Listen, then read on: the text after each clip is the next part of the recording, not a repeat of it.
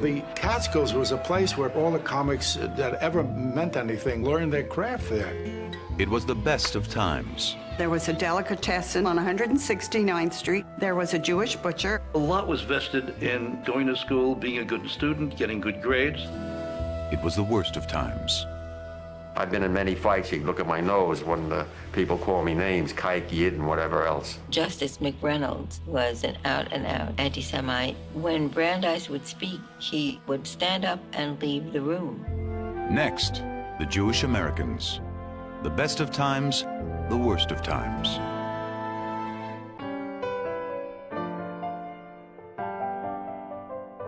His films were especially appealing during one of the darkest chapters in American history, the Depression.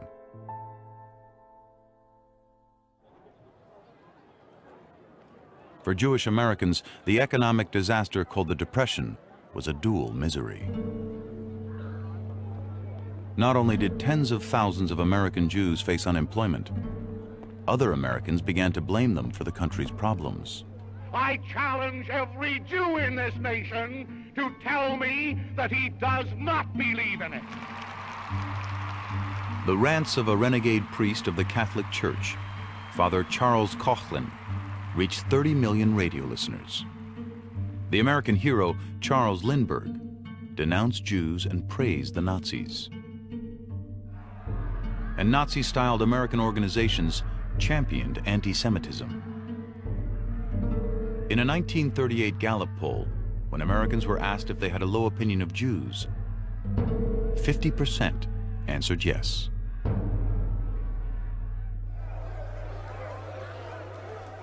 But even in the face of virulent anti-Semitism, Jewish Americans continued to assert their own political ideas. In the 1930s, increasing numbers threw their support behind the labor movement, where Jewish organizers could be found in almost every industry. And the vast majority of Jewish Americans wholeheartedly supported President Franklin Delano Roosevelt, who appealed to poor and minority Americans by insisting that they too deserved to share in the American dream. Roosevelt was our hero, my parents' hero, and my hero.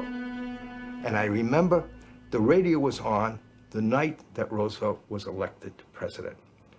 And there was this fantastic euphoria. Now, the problems will be solved. But in spite of Roosevelt's New Deal, Americans continued to reel from the Depression and escalating fears that democracy itself was being tested, when in 1938, a new figure of hope suddenly appeared. Look, up in the sky, it's a bird. It's a plane. It's Superman. For more than 6 decades, Superman has captured the imagination of the country. First in comic strips, then in animated cartoons.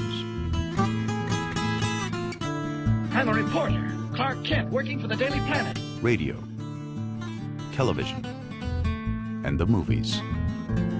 The most popular superhero in American history, Superman, was born out of the fantasy life of 2 Jewish teenagers from Cleveland, Jerry Siegel and Joe Shuster. They were these little nerdy Jewish guys, Clark Kents as it were, and they must have seen all of these girls going around with the jocks, all these Lois Lanes with their arms around these big jocks, big goyim with muscles. And they came up with this brilliant idea for a superhero. Just who is Superman supposed to be, Mr. Siegel? Superman is a super being who came from the planet Krypton. Superman can run faster than a bullet travels. He can lift an ocean liner out of the water, and he can even stop a train with his bare hands. Superman was the little Jewish, nerdy Jewish boy saying, "You don't know who I really am," to the girl, to Lois Lane. "If you knew my secret identity, I'll rip it off, and I'll be them. Not me, but these guys, these jocks who I see you with, and you're kidding around with, and you're flirting with them, and you're not flirting with me. Well, I rip, and see, this is what I really am." It was that fantasy. All of us, I certainly had the same fantasy, if she only knew the real me. The inside me is so much huger than bigger than this kind of shy, self-effacing, schmucky kid walking around the Bronx, and in their case, they're walking around this Cleveland suburb. So it's a Jewish boy assimilationist dream. Superman's name was Clark Kent. Bruce Wayne was Batman. Eisner's the Spirit was Denny Colt. If you look in the early comic books created by Jews, was there a Jewish name to any of these guys? They all had these very waspy upper class names, and you didn't find a superhero named Seymour or Irving or Murray. The secret identity of Superman was not that he came from the planet Krypton, he came from the planet Kiev. Like the Jews, he was an outsider, but he was a super outsider. And he had to learn to control his strength and hide his strength so he wouldn't get into trouble and be noticed and be detested, just as Jewish kids, the smart ones, had to hide their brains. Hey, professor, the smart one. On February 27, 1940, Superman took on a new enemy, Adolf Hitler. Using his superpowers, Superman captured Hitler and brought him to the League of Nations, where he was put on trial. Perhaps the ultimate fantasy. Because if there truly was a Superman, why was Hitler in power for more than 5 minutes?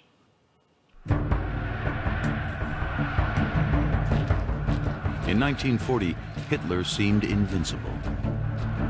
That May, his armies rolled through Belgium and Holland and on into France. There was no Superman who could stop him.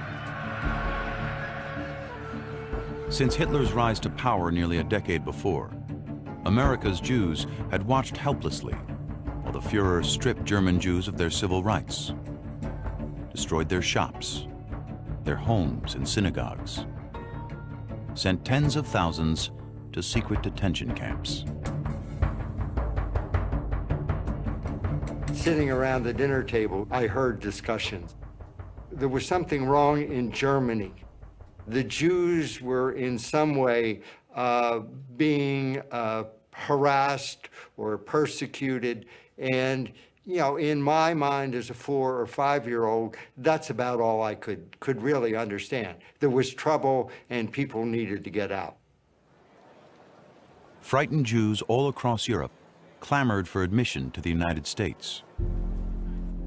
But most Americans were opposed to accepting refugees from anywhere and indifferent to the unique plight of the Jews.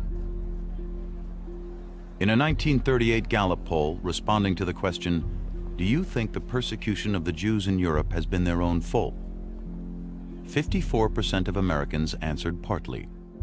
11% responded entirely. While more than 200,000 Jews were admitted to America, a rigid quota system and other restrictions barred tens of thousands more. It took luck and a determined sponsor before America would open its doors.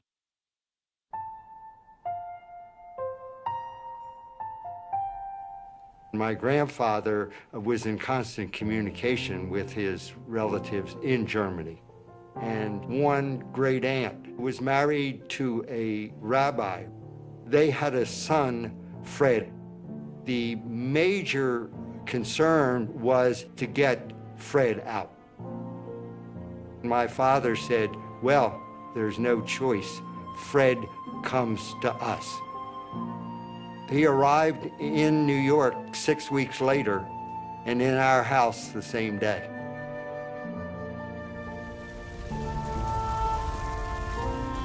Fred had been here 6 months when the synagogue, the school, and the apartment in which Fred's parents lived was destroyed. Fred's parents each wrote a letter of farewell to him. His father gave him advice to be a good man and a good Jew, and his mother gave her blessing, and they hoped to see him in a better place. Fred became my brother. Fred was my brother until he died in 1999. He loved the United States. There couldn't have been a more American than Fred Goldwine. It is shameful that we didn't get more out. Just absolutely shameful. And that shame can be shared by all Americans.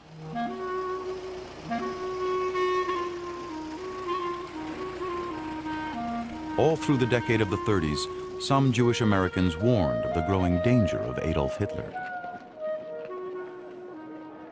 In the face of nationwide indifference, they organized marches and demonstrations.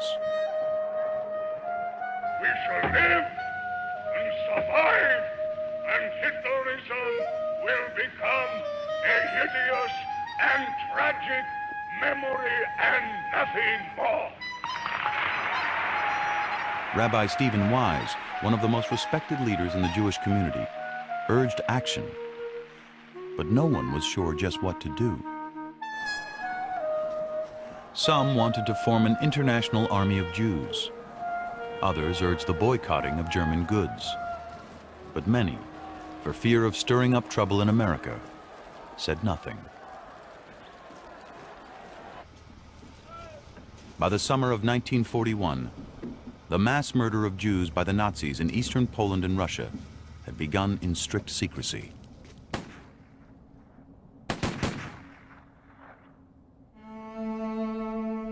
The first reports of the final solution, Hitler's plan to systematically annihilate every European Jew, did not reach America for a year. By then, America itself was at war with Germany. Jewish Americans looked to President Franklin Roosevelt for help. He remained widely popular. There were more Jews in his administration than any president had ever had before. So many that the Nazis called it the Jew deal. Toward the end of 1942, Stephen Wise and other Jewish leaders went to see their friend in the White House for help. They feared that Jews in the countries already conquered by the Germans were beyond the reach of any rescuers, already dead or doomed to die. But they implored Roosevelt to find some way to save the rest. 6 days later, the United States and its allies formally denounced the Nazis for this bestial policy of cold-blooded extermination of the Jews. But even after he learned about Hitler's final solution, Roosevelt kept his focus on the war, believing the murders could be stopped only by crushing the murderers. Roosevelt did not want Americans to think of the war as a Jewish war.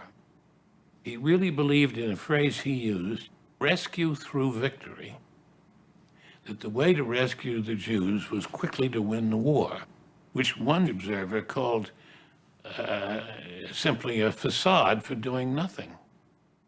Frustrated, Jewish leaders turned to the one Jewish American in Roosevelt's cabinet, Secretary of the Treasury, Henry Morgenthau, Jr.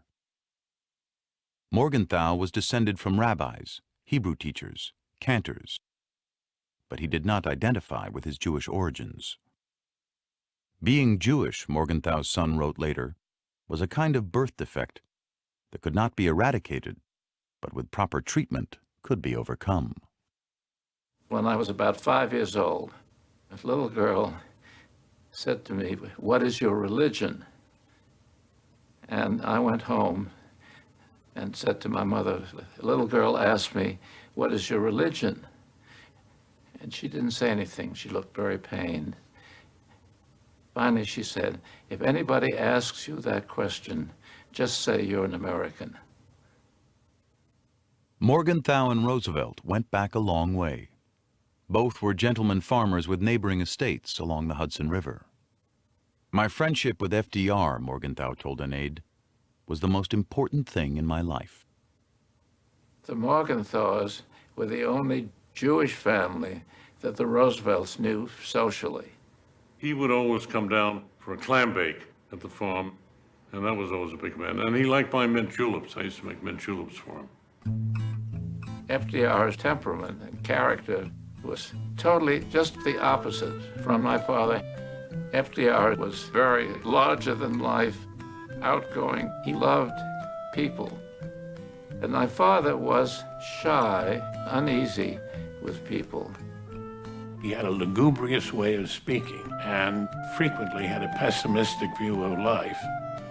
My wife and I came to call him behind his back Eeyore after the lugubrious donkey in Winnie the Pooh. Roosevelt called my father Henry the Morgue because of his dour temperament, and he liked to tease him. My father enjoyed being teased by Roosevelt. He was very ticklish.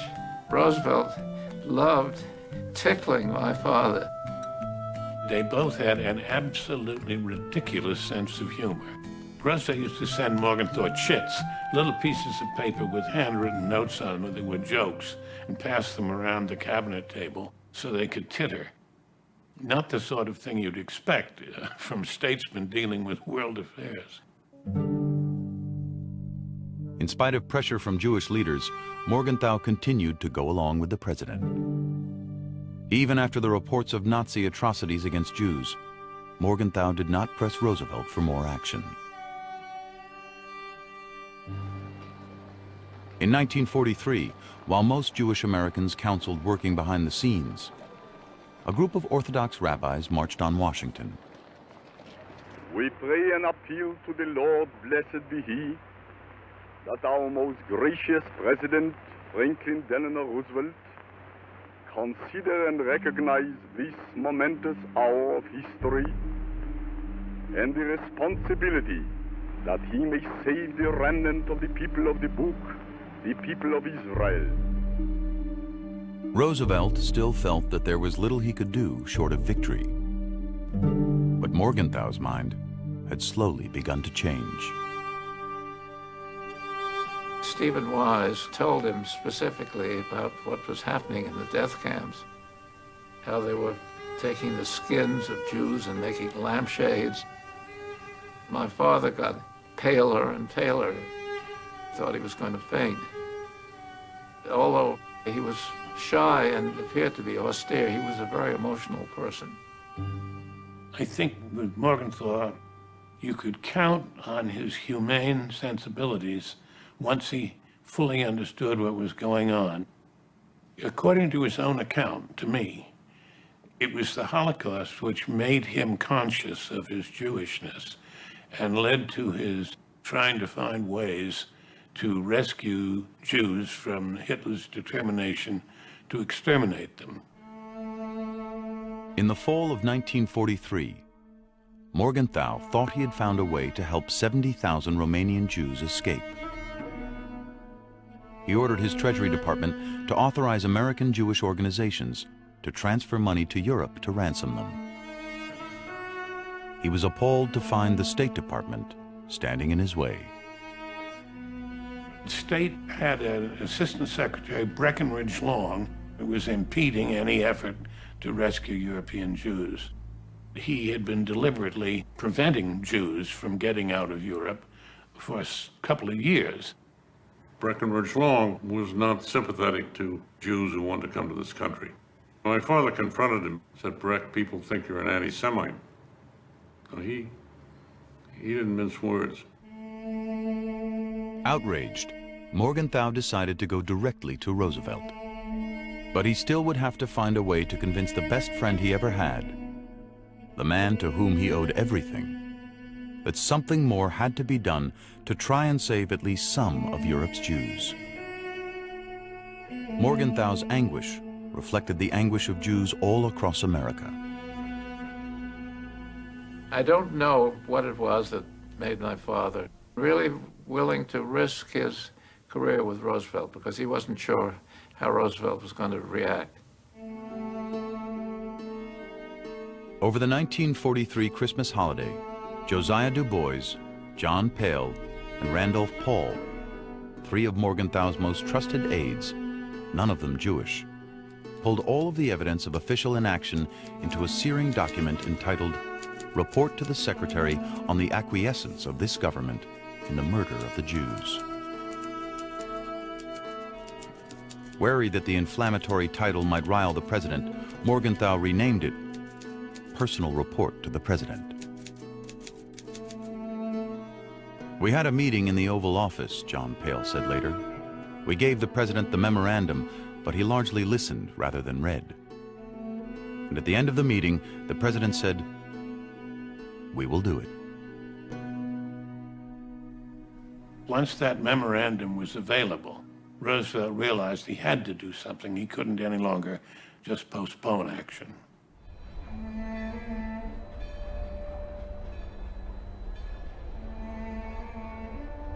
In 1944, America began rescuing European Jews under the auspices of an agency created by Roosevelt at Morgenthau's urging, the War Refugee Board.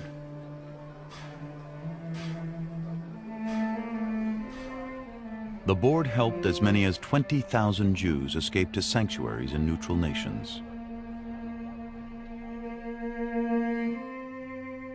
No other government took steps to rescue Jews, but the War Refugee Board never could affect many people. It was too little too late. It was a Band-Aid when what was needed was major surgery. Morgenthau never forgave the Germans for what they had done. As the war drew to a close, he proposed that America make certain that Germany would never make war again by destroying its factories and forcing its people to become farmers. His proposal would go nowhere. Accused of racial vengeance, he replied, "We didn't ask for this war. They asked for it. We didn't put millions of people through gas chambers."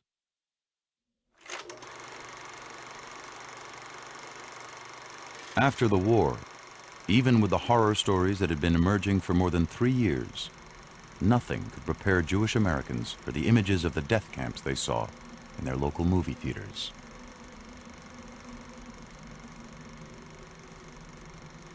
In 1945, there was no one word to describe the magnitude of what had happened, no single name for the Holocaust. I remember the pictures of the men. I remember the men in the striped uniforms looking like fragments of people. Those pictures brought it home. I could imagine that there were these camps, but I certainly could not grasp the depth of the horror of it until I saw the pictures. Many of the stories, which were almost too hard, too awful to believe, turned out to be correct. I said to my father, "Whatever happened to your friends that you grew up with?" And he said, "They're all lampshades and soap." And I never asked him any more questions.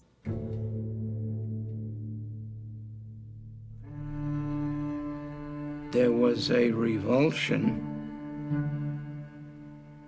and to this day, a hatred of Germans. I was aware intellectually that not all Germans were murderers, but today I will not go to Germany for any reason. I will not set foot in that soil. Every year, on the Yom HaShoah, the Day of the Holocaust, we show pictures of the skeletal remains of people. And the people are moved, but they are depressed.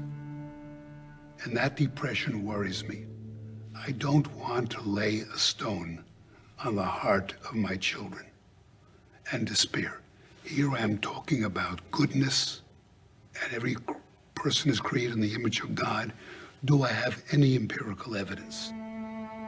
It led me to found the Jewish Foundation for the Rescuers, to recognize the goodness. Tens of thousands of Christians who risked their lives and the lives of their children to save, protect my people, people of a different faith.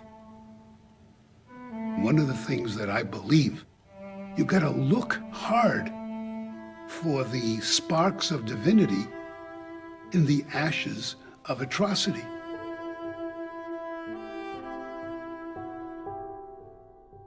6 million European Jews had been murdered. America's almost 5 million Jews faced a sobering challenge. For nearly 300 years, they had been a provincial outpost, a relatively unimportant minority. The Holocaust had made them the largest and most powerful Jewish community in the world. And with that power would come vast responsibility.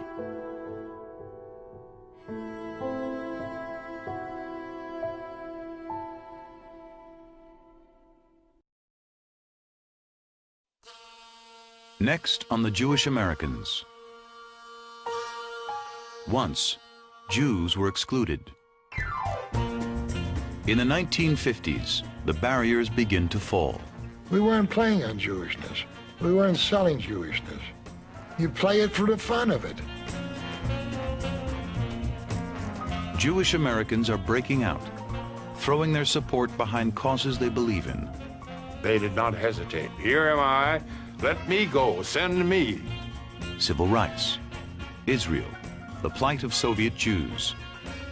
Even a Hasidic Jew is reaching out to Americans everywhere. Next time on the Jewish Americans, Home.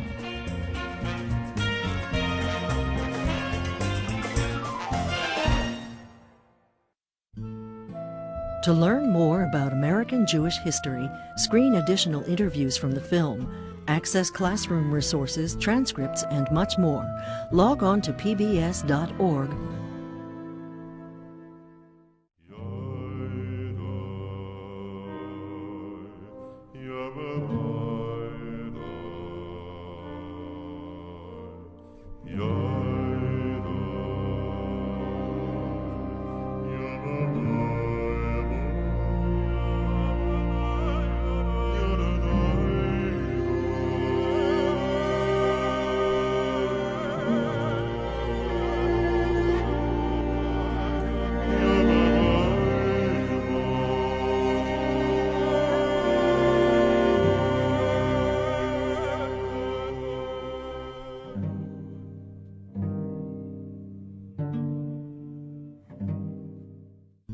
Major funding for this program is provided by the National Endowment for the Humanities, because democracy demands wisdom. The Nash Family Foundation. The Arthur Vining Davis Foundations, dedicated to strengthening America's future through education. The Paul and Irma Milstein Foundation. The Skirball Foundation. The Chase Family Foundation, and the Harry and Belle Krupnick Endowment Fund of the Jewish Community Foundation. Additional funding is provided by the following: